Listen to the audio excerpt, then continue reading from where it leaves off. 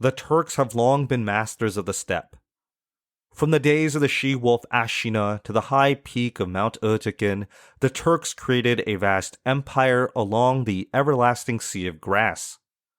Gokturk, Khazar and Pecheneg, Cuman, Uzbek and Tuvan, as horse-born nomads, the Turkic peoples fanned across the known world, a story I'm sure many of you are familiar with as listeners of the Turkish History podcast.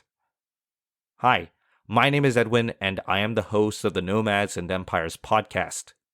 On my show, we focus on the history of the Eurasian steppes.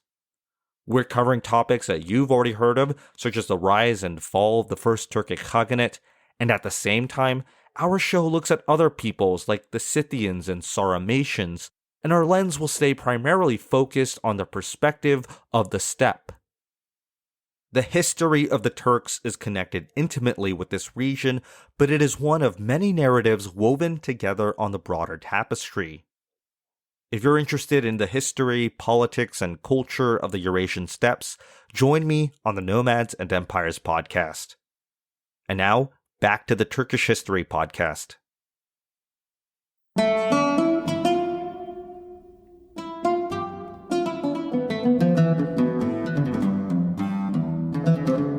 Hello and welcome to the Turkish History Podcast.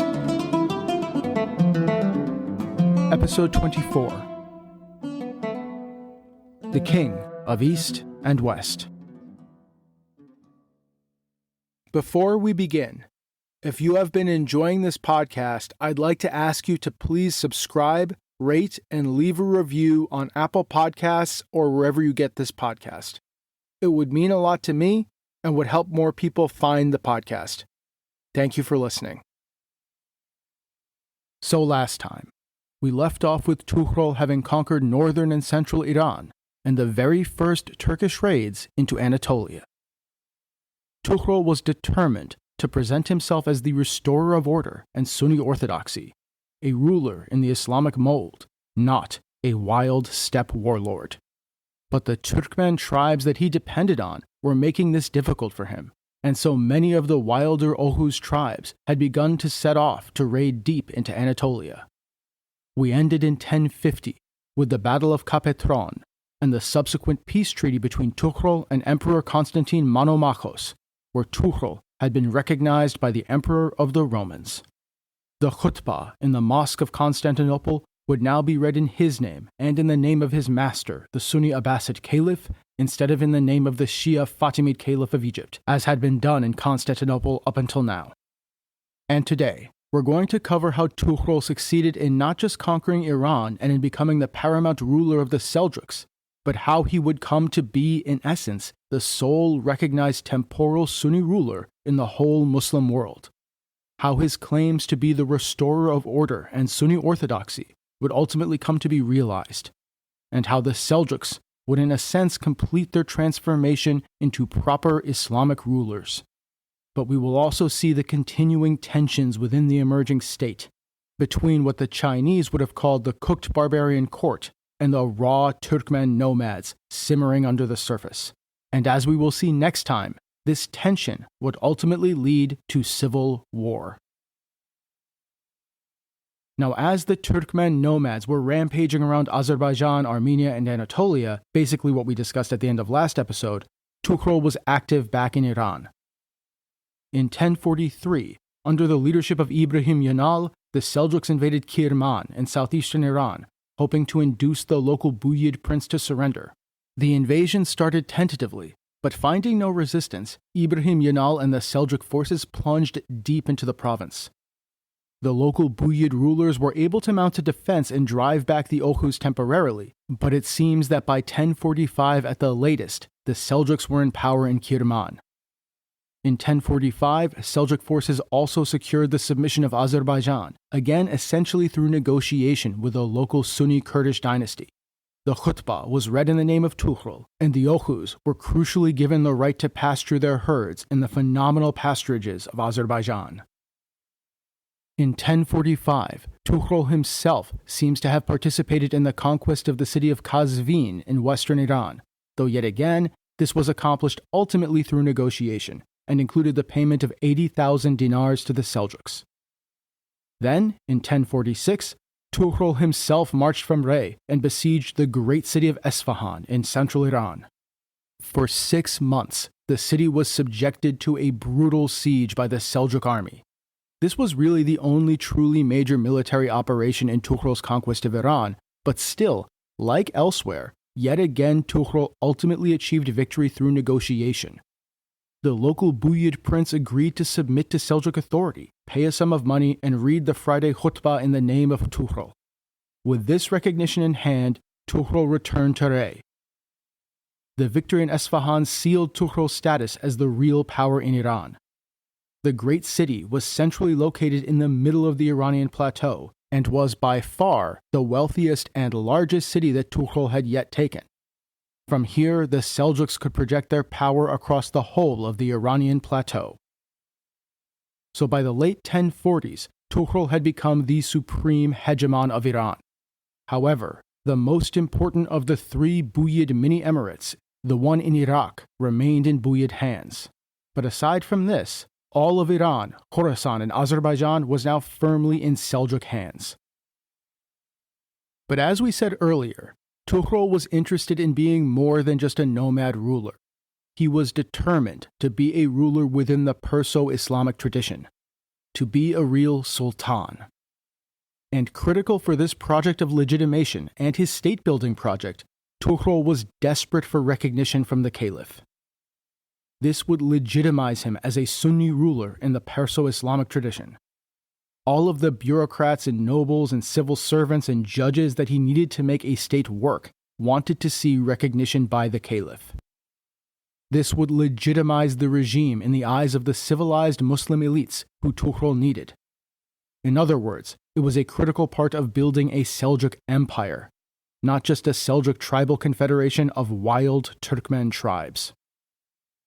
And so, throughout the early 1040s, messengers began traveling back and forth between Rey and Baghdad, between Tughrul and the Caliph Al-Qa'im, who remember was virtually a prisoner of the Shia Buyids, who were still hanging on in Iraq.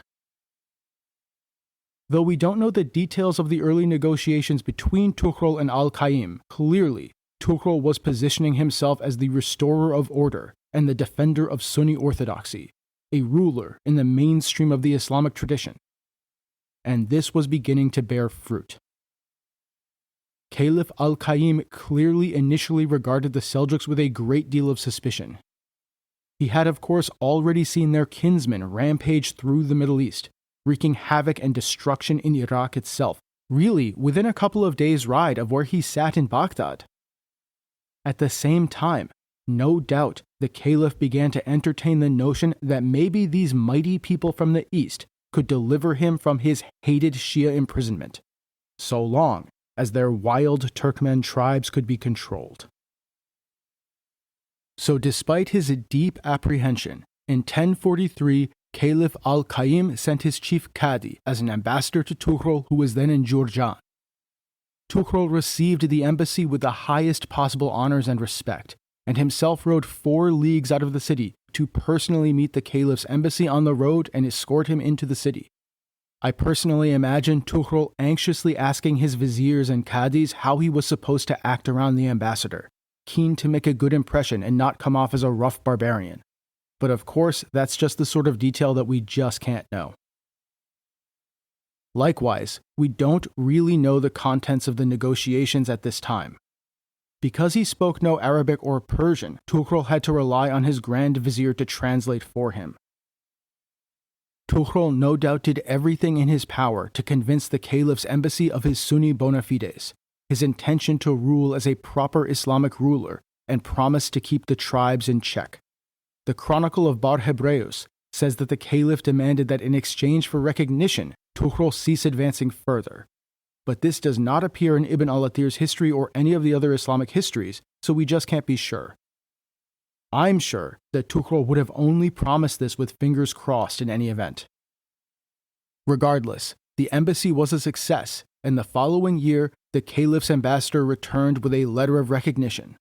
Tughrul was now the recognized ruler of all of the Seljuk domains, and the recognized Lord of Iran. This recognition was actually a twofold victory for Tughrul. Like we said earlier, it legitimized his rule at home. Throughout Iran and Khorasan, the Iranian elites that he depended on to make his new state work now knew that he was a recognized, proper Islamic ruler, the legitimate overlord of Iran. But recognition by the Caliph also enhanced Tughrul's position within the Seljuk clan. Remember that Chaghri still ruled in the east.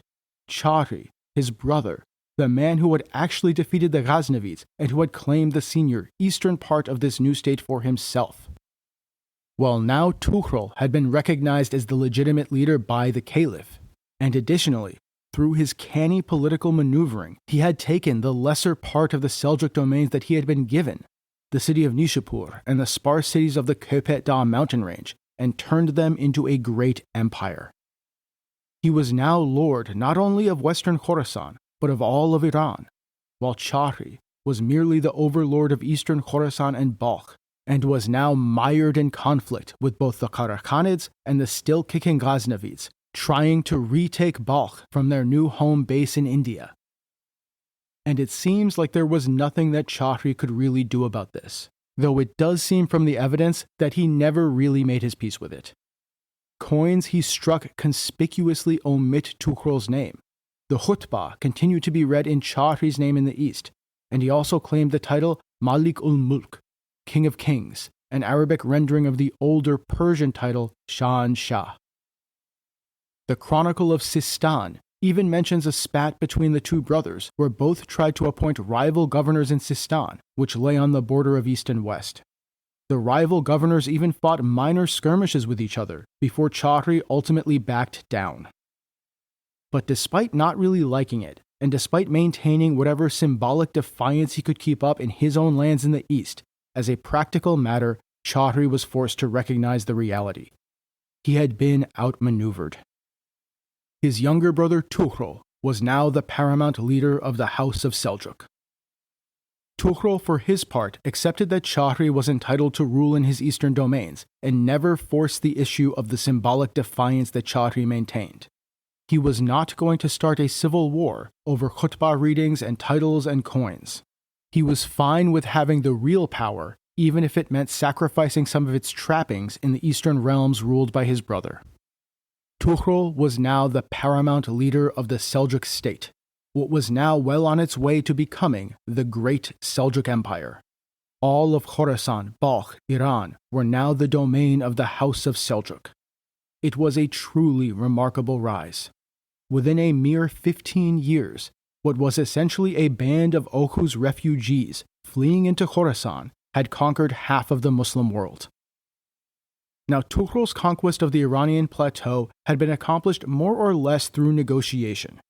Yes, the Seljuks did fight some relatively small battles, and they had laid siege to Esfahan, but there was a lot more of just sort of showing up in front of a city and bullying the local emir into accepting Seljuk sovereignty. And even when the Turks did fight battles, it was usually on behalf of some local Iranian emir, basically the Turks helping him defeat his local rival in exchange for a recognition of sovereignty and a payoff. All of this was coupled with Tughrul determinedly working to present himself to the Iranian elites not as the steppe barbarian nomad that he was born as, but as a proper Sunni Muslim ruler, a sultan in the Perso-Islamic tradition. As the Chinese would have said, he was trying to prove that he was a cooked barbarian, not a raw barbarian. And this effort in Iran had largely been successful, and it was capped off by his recognition by the Abbasid Caliph in 1045. So during the next 5 or so years, Tughrul continued to work hard to both entrench the power of his new state over Iran and to burnish his credentials as a proper Sunni ruler. As we discussed last time, in 1048 he finalized a peace treaty with the Byzantine Empire, pursuant to which he disingenuously agreed to stop his Turkmen tribes from raiding Anatolia and got the Emperor of the Romans to recognize him and have the Muslim prayers in the mosque in Constantinople be read in his name and the name of the Sunni Abbasid Caliph.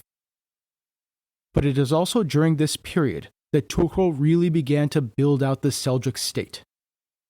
This form of state organization goes back to the Samanid models that we discussed back in episode 20, and was deeply informed by the Karakhanid models that we discussed back in episode 21. As we discussed then, the Samanids had pioneered this Perso-Islamic state structure based on existing Abbasid models that they then expanded. Well, now Tughrul, the steppe nomad invader, like the Karakhanids, essentially adopted this state structure as part of his project of making himself a sultan in the sedentary Muslim world he now found himself the ruler of. Now, this process had begun all the way back in Nishapur in the late 1030s, when Tughrul had sat on the throne and asked the Qadi to guide him. But by the mid-1040s in Rey, Tughrul really began putting all of the pieces together. As he sat in Rey in the mid-1040s, a royal divan and a sophisticated bureaucracy built on the 10 ministries pioneered by the Samanids was put in place. Royal mints were churning out coins bearing the name of Tughrul and the Caliph in Nishapur, Rey, and Hamadan. A Persian grand vizier was appointed in 1044, and a viceroy of a sort from a prominent local Persian family was sent to Nishapur to represent Tughrul in Khorasan as the move to Rey became essentially permanent. We know that Tughrul's grand vizier learned Turkish, because the sources say that he would act as a translator for Tughrul, who spoke no Persian or Arabic and was illiterate. But despite this personal handicap, Tughrul was intent on building not just a strong Seljuk steppe confederation, but a real Seljuk empire. Now, this new Seljuk state structure largely rested atop the existing political systems, which was indeed part of Tughrul's determination to work within the existing political tradition. With the exception of Hamadan and Rey, which commanded the great pasturage of central Iran and were thus absolutely critical to his nomadic followers, Tughrul really didn't attempt to directly rule any of the cities he conquered.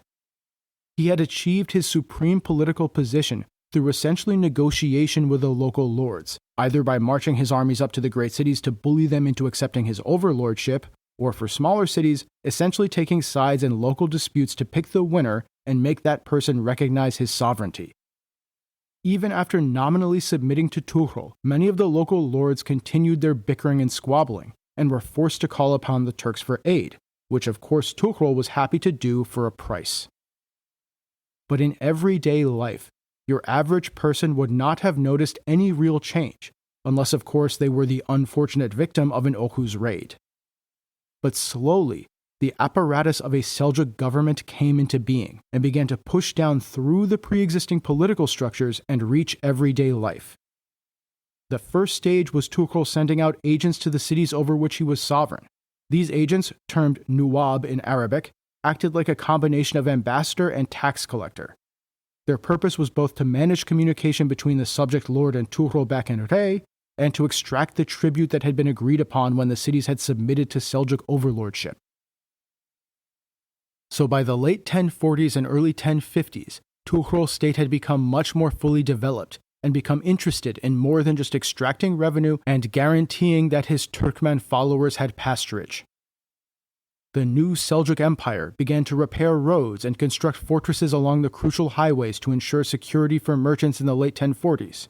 And in 1051, Tughrul promulgated an order for tax relief for the peasants, trying to entice people to return to work on the lands that had been abandoned in the chaos of the preceding decade.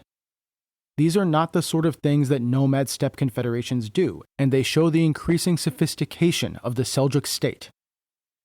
Now, this process was not entirely rosy. In 1049, Ibn al-Athir reports that a breach emerged between Tughrul and Ibrahim Yanal, his cousin and foster brother, who had been the chief leader of the many Seljuk campaigns in Iran and the great campaign in Anatolia in 1048 that we discussed last time. The initial estrangement came about because Tughrul, as part of his state-building project and his attempt to centralize power, had ordered that Ibrahim Yanal hand over to the central Seljuk state the fortresses around Hamadan in central Iran that he had been granted for his victories there.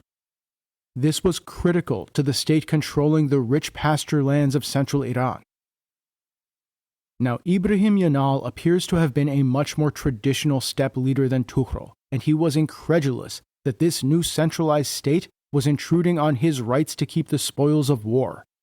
And he quickly got into a huge fight with the Grand Vizier and essentially captured him, had him beaten in front of him, and then cut his lips off and put one of his eyes out.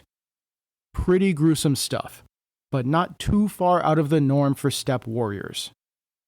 Tughrul was incensed, of course, and was even forced to defeat Ibrahim Yanal and his Turkmen in a minor battle. But ultimately, Tughrul reconciled with Ibrahim Yanal, and probably felt that he needed him and his support among the wilder of his Turkmen tribes. In this podcast, we've seen over and over again what I've called the modernist-traditionalist divide in steppe societies. The divide between those who want to develop a state along the lines of sedentary society, to become cooked, as the Chinese would say, and the traditionalists, who want to keep to the steppe ways, who want to stay raw. Tughrul was a modernizer par excellence, probably the biggest modernizer in history to this point, and really until the rise of Kublai Khan centuries later, whereas Ibrahim Yanal was a traditionalist, and a man greatly popular with the wild Turkmen tribes that he had led to conquer central Iran and raid Byzantine Anatolia. Naturally, Tughrul building a real state in the Perso-Islamic tradition was going to cause some problems and some tension. And spoiler alert, this struggle isn't over, and this divide is going to rear its head again. Indeed, the tensions between the cooked Seljuk court and the raw Turkmen tribes is going to run right through all of Seljuk history. But despite this spat with Ibrahim Yanal, Tughrul was very successful in constructing the Seljuk state. He was making good on his claim to be the restorer of order, and across Iran, the Great Seljuk Empire entrenched itself.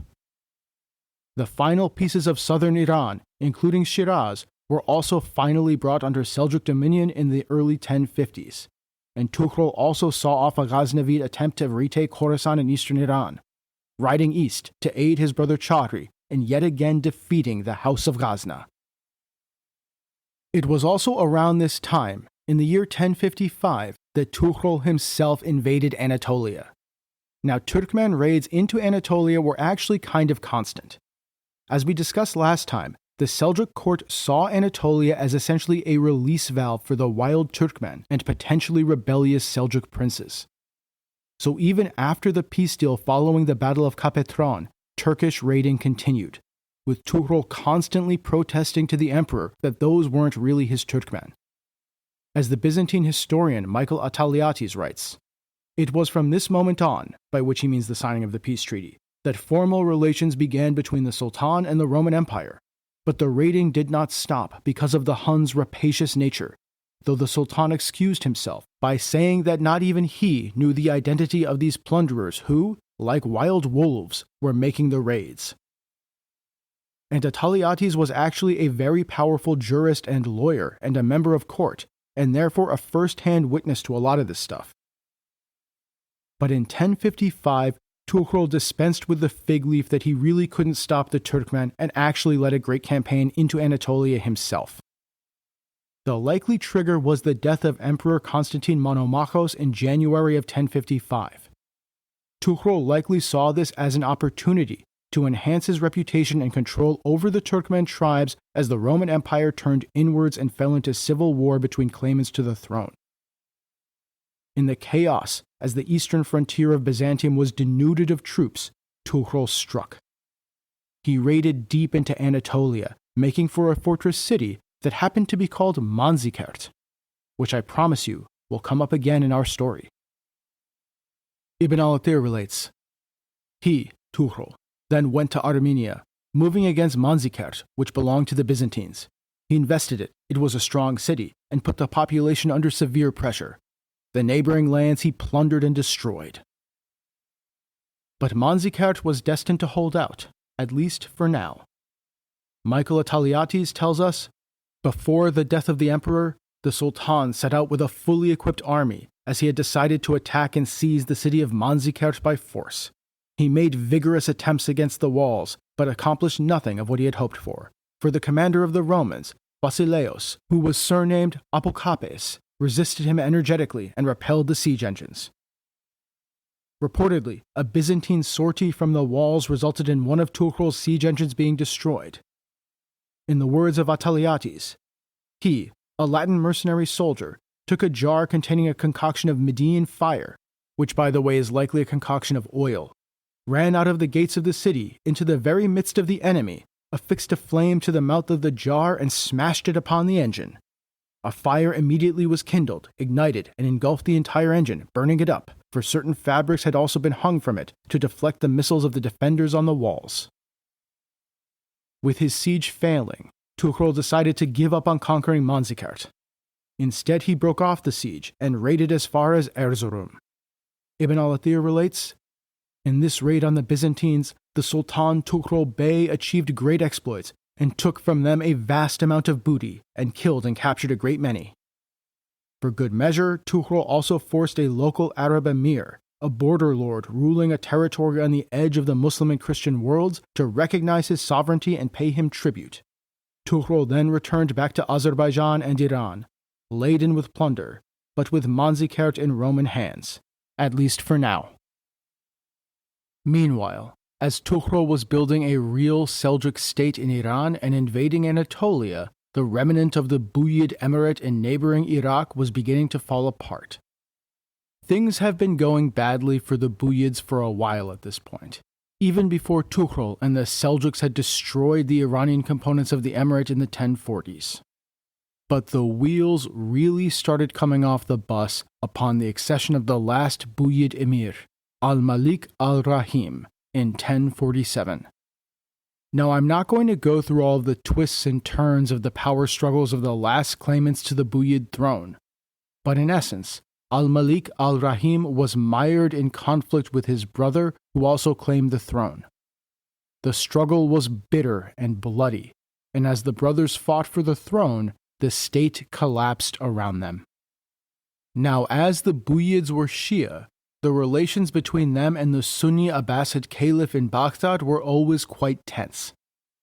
The Buyids knew they couldn't really get rid of the Caliph, as this would spark a huge crisis, and so the Abbasid Caliph was essentially locked up in a palace in Baghdad.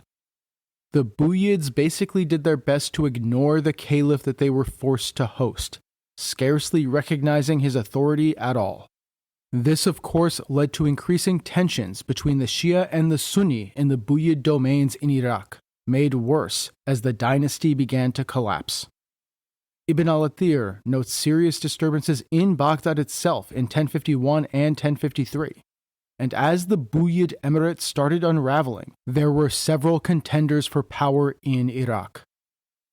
The most powerful, the man who looked set to take over, was a man named al-Basasiri, who was the Turkish commander of the Caliph's slave bodyguard. Now, we haven't really checked in on the slave army since all the way back in episode 19, but it has still been kicking around, though its ranks were far, far reduced from what they were during the anarchy. The money to maintain a truly massive slave army just wasn't there, and as the Buyids came to take over Iraq, they naturally wanted to make sure that the Caliph's slave army was under their control. Naturally, pro-Buyid Shia commanders were put in charge of the guard, and al-Basasiri was, predictably, a Shia. Now, the Turkish slave soldiers themselves largely didn't really care about Shi'ism or Sunnism, of course, as long as they were getting paid. But as the Buyid dynasty started falling apart, al-Basasiri realized that this might be his chance to take over. By 1049, al-Basasiri had conquered the city of Basra in southern Iraq, and by 1052, he had conquered Anbar in northern Iraq. Ibn al-Athir reports other military expeditions by al-Basasiri in the late 1040s and early 1050s to take fortresses and entrench his power in Iraq. Now, this was supposedly on the orders of the emir, al-Malik al-Rahim, but everyone knew that it was really al-Basasiri who held the power. By 1053, al-Basasiri was essentially in control of Iraq, nominally ruling with al-Malik al-Rahim's blessing. He was naturally opposed in this by the Sunni Abbasid Caliph Al-Qa'im, who was desperate to escape being a virtual prisoner of the Shia heretics.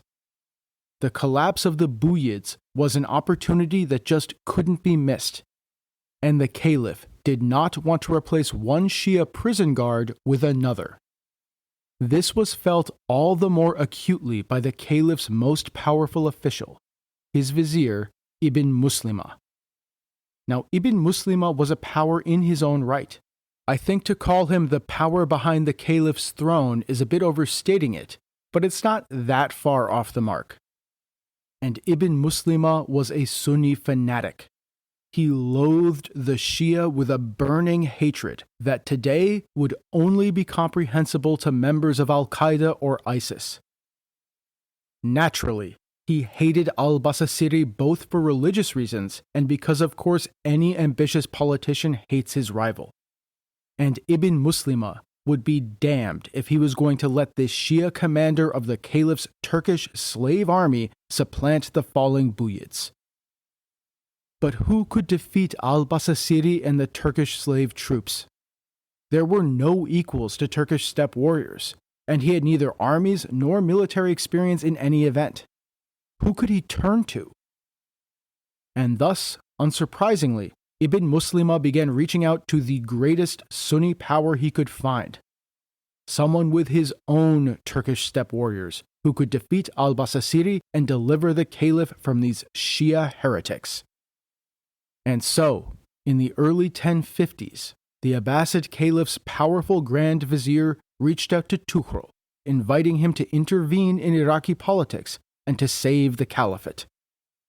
Tughrul, for his part, saw the crumbling Buyid emirate as a great opportunity, and saw Ibn Muslima as a critical person to cultivate in his efforts to both expand the Great Seljuk Empire and to present himself as a defender of Sunni orthodoxy. This could be a great opportunity, not just to burnish his credentials as a Sunni ruler, but perhaps to even rescue the caliph from his virtual imprisonment by the Shia heretics, and also thus bring all of Iraq under his dominion. And who knew where he could go from there? Perhaps the Seljuks would not just be the restorers of order and Sunni orthodoxy in Iran and the East, but perhaps in all of the lands of Islam. So Tughrul and Ibn Muslima began something of a mutual appreciation society.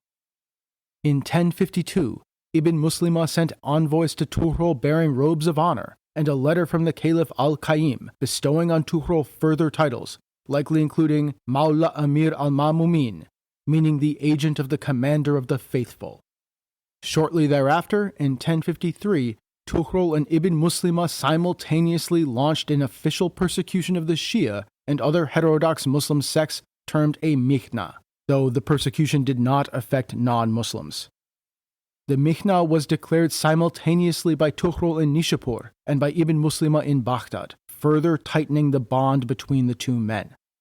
However, it does seem that Tughrul, for his part, didn't actually implement the persecution, which would have destabilized his regime, and he saw this basically as a symbolic act.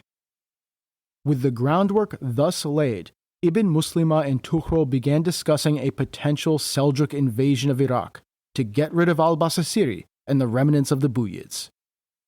Fortuitously, the opportunity soon presented itself. In late 1053, shortly after the proclamation of the official persecution by Ibn Muslima and Tughrul, a revolt of the Arabs and Kurds began in northern Iraq. Al-Basasiri rode out of Baghdad to put it down, but was unsuccessful. Then, in early 1054, the Turkish slave bodyguard of the Caliph started rioting in Baghdad.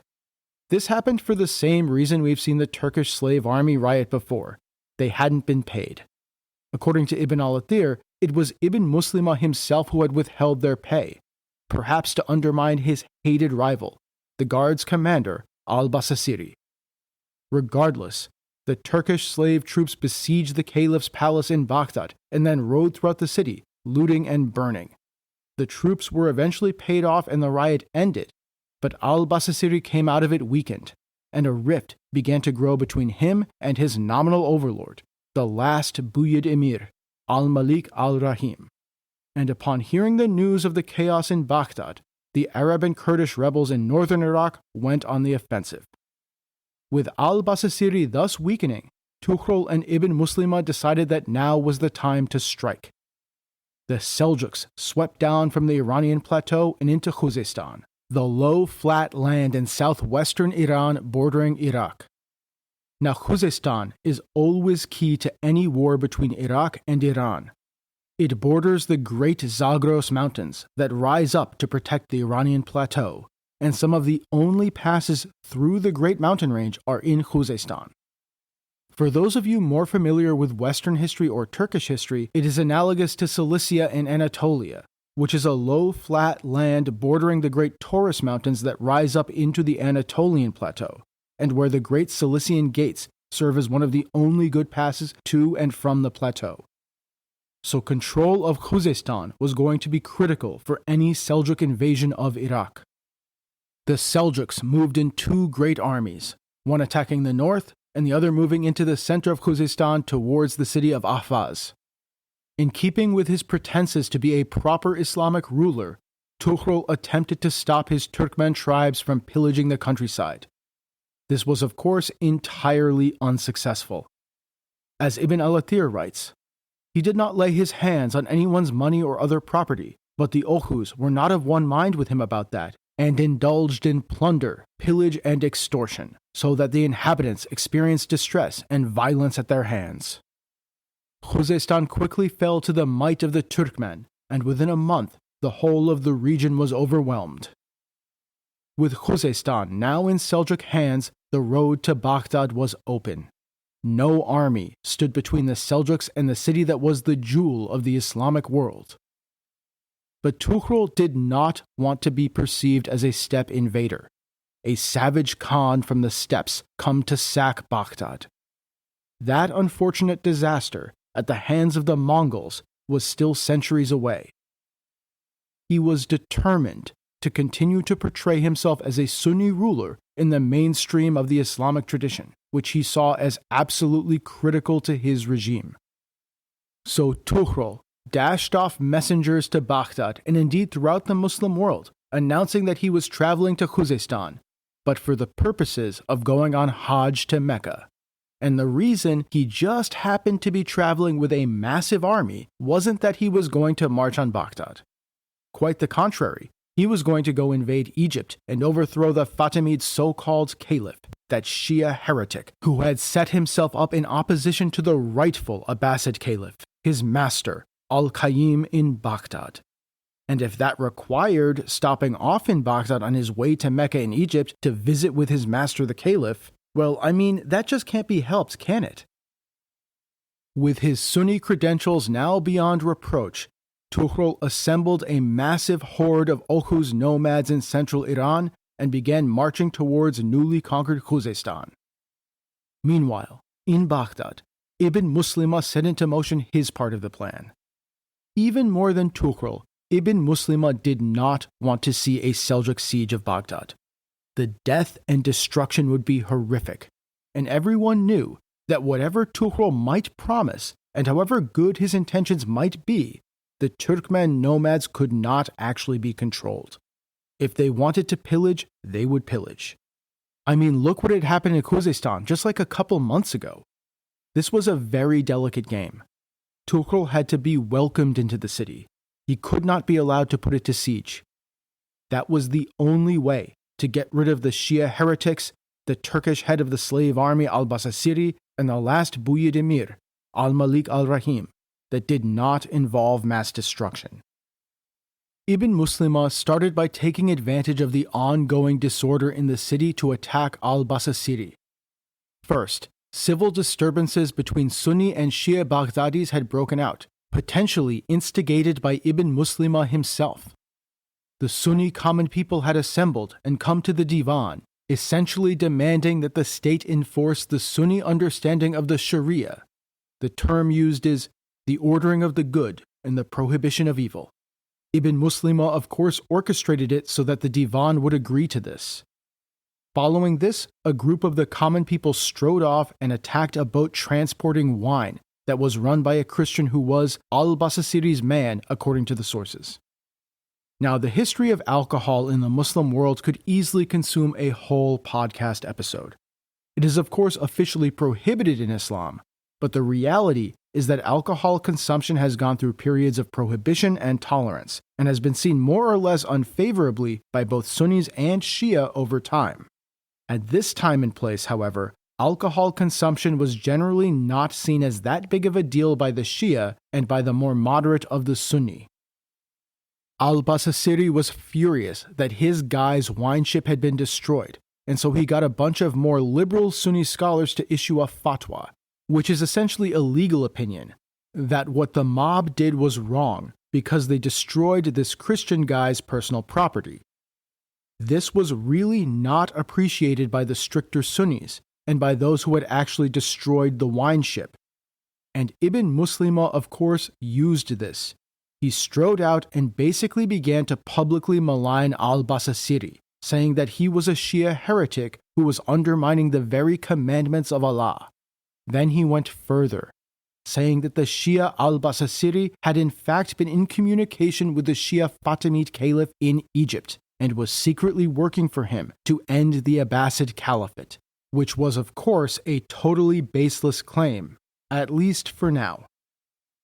The incensed Sunni masses demanded permission to attack al-Basasiri's personal residences, which of course Ibn Muslima was more than happy to agree to.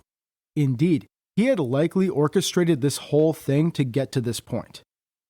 Incited by Ibn Muslima, the mob overran al-Basasiri's palaces, pillaged them, and burned them to the ground. At the same time, Ibn Muslima went to the Turkish slave soldiers and told them, "I don't have a problem with you. It's just al-Basasiri, who, by the way, is the root of all of your troubles, and I'll make sure to pay you when he's gone." So the walls were now closing in on al-Basasiri. The Sunni mobs, incited by Ibn Muslima, had turned on him, even burning his house to the ground. His popularity and standing with his nominal overlord, the last Buyid emir, al-Malik al-Rahim, had already been weakened by the previous violence committed by his Turkish slave troops and his failure to stop the Arab and Kurdish revolt in the north.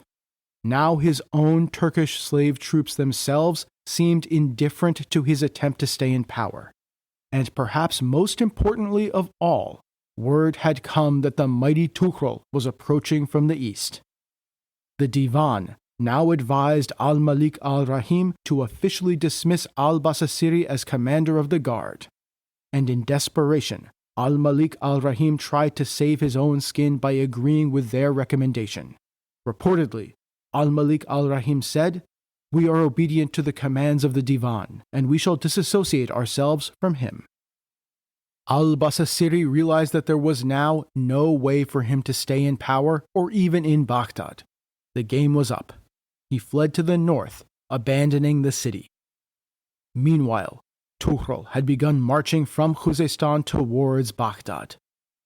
Tughrul was still eager to take the city without violence, and as he heard that the Buyid regime was on its last legs, he rushed to assure the city that there was nothing to fear.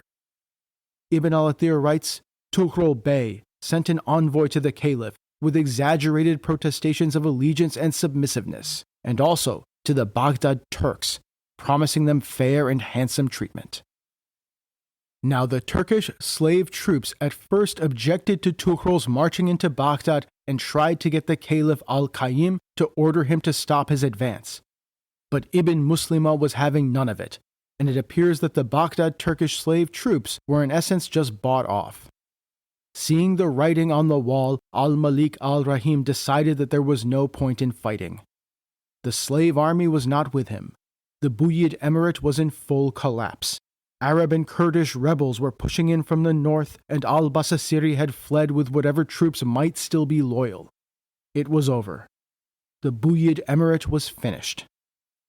And thus, the last Buyid emir wrote to the Caliph, expressing his humble obedience and stating that he left it to him to act as his sentiments dictated, to establish a basis for relations with Tughrul Bey. The Caliph ordered al-Malik al-Rahim and his remaining vassals to offer allegiance and submission to Tughrul, which they promptly did. Upon receiving this submission of al-Malik al-Rahim, Tughrul quickly promised to treat him, his family, and his remaining vassals well.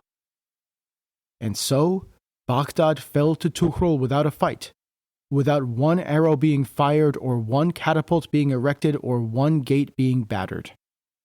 Even before Tughrul entered the city, the Caliph Al-Qa'im ordered the khutbah to be read in both Tughrul's name and in his own name, in the mosques of the city.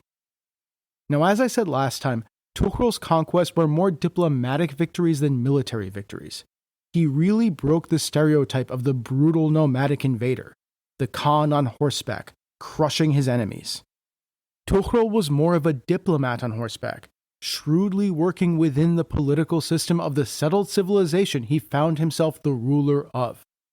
Now, that's not to say he was non-violent, far from it, and the Oghuz tribes that fought under him were just as capable of pillage as any traditional steppe people. It's just that Tughrul more often than not used violence and the threat of it as a negotiating tactic to achieve victory at the negotiating table. Tughrul would always prefer marching into a grand palace and having his name read during the Friday prayers to presiding over a tower of skulls outside a ruined city as his Turkmen tribes raped and pillaged and burned. And his victory in Baghdad was really the culmination of this strategy, his greatest victory, taking the greatest city in the world without a shot being fired. Indeed, he was even invited in. Tughrul reached Baghdad on December 15, 1055. Eager to continue in his role as defender of Sunni orthodoxy, the restorer of order, the very savior of the caliphate even, he stopped outside the gates and sent a formal request to the Caliph Al-Qa'im asking for permission to enter the city. This was granted with all due pomp and circumstance. According to Ibn al-Athir, the vizier, Ibn Muslima, came out to meet him with a large retinue of qadis, syndics, sheriks, notaries, eunuchs, and the leading state officials, and the leading emirs of al-Malik al-Rahim's army accompanied him too. In front of the notables, Ibn Muslima administered an oath of loyalty to the caliph to Tughrul. Tughrul then entered the city on December 18, 1055. He came before the Caliph Al-Qa'im, who presented him with 7 fine silken robes, representing the 7 climes of the world, and the so-called crown of Khosrau, a fabulous crown whose name harkened back to the old days of the Sassanid dynasty, before the coming of Islam.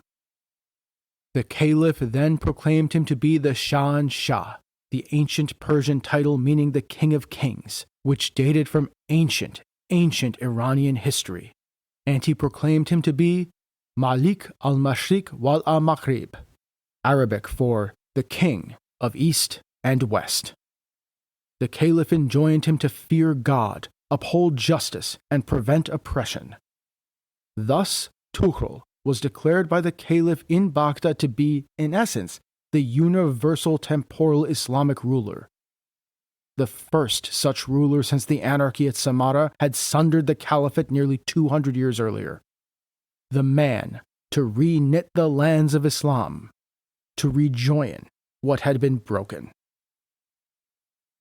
This man from the steppes, who had been born among the Oghuz when they were a weak and disorganized people on the fringes of the civilized world, who had been raised among the herds in felt tents, an illiterate man who spoke no Arabic or Persian, and who started his career a mere 20 years earlier as one of a handful of leaders of a small band of Turkish refugees, was now the master of the largest, wealthiest, and most sophisticated city on the globe. And he was in effect recognized to be the sole temporal ruler of the whole world by the Caliph of Islam. But it turns out that this would be the highlight of Tughrul's career in many ways. And next time, we will finish the story of Tughrul as the Great Seljuk Empire continues its march to fulfill the promises laid out in Baghdad, and as it falls victim to the perpetual curse of Turkish states, civil war.